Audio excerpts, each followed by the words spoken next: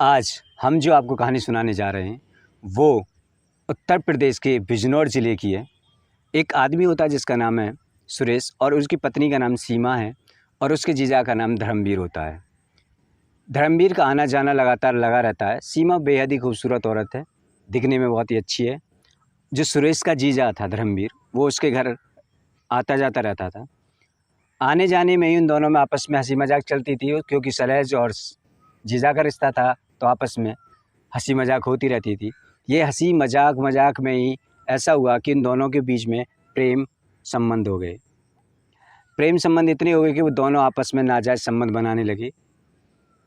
अपनी हवस से दोनों एक दूसरे के साथ मिटाने लगे। भोला पति सुरेश, जो कि इन बातों से बिल्कुल अनजान, अपने काम में व्यस्त रहता और रोज़मर्रा के जो उसका काम था करता, ऑफिस जाता और शाम को घर आता। पत्नी के चाल चलन उस पर बिल्कुल भी उसने कभी शक नहीं किया, जीजा पे उसने कभी शक नहीं किया। अचानक हुआ यूँ कि एक दिन ऑफिस से वो बंदा घर जल्दी आ गया और उसने देखा कि उसकी पत्नी अपने जीजा के साथ में बिल्कुल लिपटी लिपटा हो रहा है। जब उसको आपत्तिजनक स्थिति में देखा तो जाहिर सी बात है, हर पति का खून खौल ही जाएगा ऐसी स्थिति में पत्नी को देख के। और वही काम उसके साथ भी हुआ। उसे बहुत गुस्सा आया। उसने दोनों को बहुत खरी खोटी सुनाई। जीजा को घर से बाहर किया उसने और कहा कि आज के बाद मेरे घर में मत झाँकना। लेकिन कहते हैं ना, हवस मिटाए न मिटती है।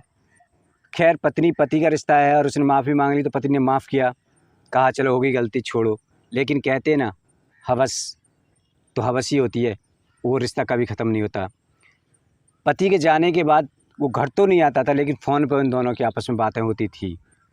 औरत के कितने रूप होते हैं ये कोई नहीं जानता। औरत एक सावित्री भी हो सकती है, तो औरत एक उमराव जान भी हो सकती है, औरत एक रंडी भी हो सकती है, औरत एक वैश्या भी हो सकती है, औरत एक नीच कुल भी हो सकती है। औरत के कितने रूप है कोई नहीं जानता।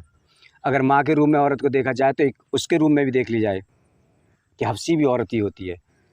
जितनी भी अभी तक लड़ाइयाँ होती हैं, जितनी भी जंगें होती हैं, जितनी भी दोस्ताने ख़त्म होते हैं, जितने भी बड़े से बड़े दुश्मन बनते हैं, वो सिर्फ उसके अगर हिस्ट्री उठा के देखोगे तो एक औरत ही होती है।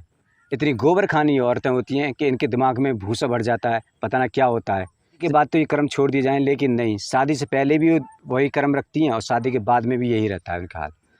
हाथ आ जाती हैं लेकिन फिर भी अपने आप को सीता साबित करती रहती है कि हम शरीफ ज़ादी हैं। बट कहते हैं ना, चोर कितने दिन तक चोरी करेगा, एक दिन तो फिर हाथ आएगा। ये बात फिर उसके पति को पता चली। अचानक से उसने कॉल हिस्ट्री उसकी चेक कर ली और उसमें उसकी कॉल हाथ आ गई। उसमें आपस की उन दोनों की फिर बातें सुनी, वो बेशरम वाली बातें, बेहयाई वाली बातें। वहाँ ना मिल के वो फिर अदर मिलने शुरू कर दिया था। उन्होंने कहीं बाहर रूम लेके कहीं भी मिलना स्टार्ट हो गया था। बट ये बात जब उसको पता चली, उसने फिर पत्नी को डांटा तो, लेकिन इस बार पति ने फिर माफ़ी मांगी। कहा नहीं, पति जो होते हैं, मर्द थोड़े भोले टाइप के होते हैं। अगर पत्नी थोड़ा सा इमोशनल होकर ड्रामा करने लगे, माफ़ी मांगने लगे तो कर देते हैं। बार बार ये ड्रामा कर रही है तो फिर लात मार के भगा देना चाहिए। ये मेरी खुद की राय है, और तुम्हारी खुद की राय क्या है वो अलग बात है ना। जब ये बात उन्होंने फिर अपने जीजा धर्मवीर को बताई कि ये कहानी ऐसे ऐसे बात है, तो उन दोनों ने प्लानिंग किया। पत्नी ने कहा कि इससे बेटर है कि तुम इसको मार दो। पत्नी ने देखो अपने पति के लिए कह रही है तुम इसको मार दो। धर्मवीर भी राजी हो जाता है और एक दिन वो बहाने से पत्नी लेके जाती है अपने पति को, चलो हम शॉपिंग करने चलते हैं या फिर फलाने यहाँ घूमने चलते हैं। बेचारा भोला पति, उसको तो पता ही नहीं था। उसे लगा कि पत्नी के साथ घूमने जा रहा है। उसे क्या मतलब कि ये आखिरी उसकी ज़िंदगी का आखिरी दिन, आखिरी पल और आखिरी समय है। वो चला गया। घात लगाए हुए बैठे जीजा ने उसका कत्ल कर दिया। अब यहाँ पर एक चीज़ गौर करो, पत्नी में इतनी अकल नहीं थी कि मैं इसको साथ लेके जा रही हूँ तो घर वाले मुझसे ही पूछेंगे कि कहाँ है हमारा बेटा, या मोहल्ले वाले पूछेंगे कहाँ है वो, क्योंकि साथ तो तुम्हारी देखा गया लास्ट टाइम। इतना बेवकूफ़ तो होती हैं औरतें, लेकिन क्या करें, जब हवस सर पर सवार होती है तो दुनिया की कोई चीज़ों से नज़र नहीं आती। सिर्फ अपने जो कर रहे हैं ना वही अच्छा लगता है, हम जो कर रहे हैं वो अच्छा लगता है, सामने वाला अच्छा नहीं लगता। फिर हुआ ये, लोगों ने पूछताछ की, पता नहीं चला। एक दिन 2 दिन तो ऐसे गुजरे ढूंढने ढांढने में, को वो मुझसे पहले आ गए, पता ना कहाँ है। ड्रामा घर में उसने भी करे आके कि कहाँ है, पता ना कहाँ है। पुलिस आई, पुलिस थाने में रिपोर्ट की गई, पुलिस ने पत्नी को पकड़ा और बहुत कर्रे की पूछताछ की गई। फिर पत्नी सारी कहानी हांगी कि हाँ मेरे साथ गया था और ऐसा मैंने मरवा दिया। धर्मवीर को अरेस्ट किया जाता है मर्डर केस में दोनों पे धारा लगती हैं। और कहानी एक ऐसी एक हवस के लिए थी, केवल अपनी हवस के लिए तो अपने शौहर का कत्ल करवा दिया, जबकि शौहर उससे कमा के खिला रहा था, सब कुछ करके दे रहा था।